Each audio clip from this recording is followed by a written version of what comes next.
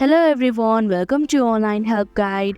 Today in this video, I'm going to show you how to add a new account in Tango. So without any further ado, let's get started. First of all, open Tango application.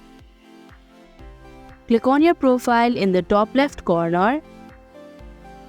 Scroll down your screen. And here you can see the Add Account option. Tap on it. Now click on Add New Account option.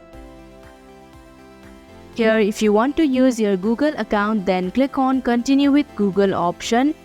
Or if you want to use your mobile number, then click on Continue with SMS option. Here in this video, I'm gonna click on Continue with Google option.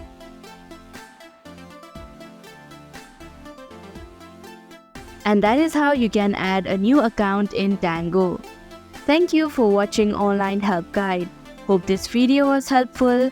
If it was, hit the like button and comment down if you have any questions or feedback.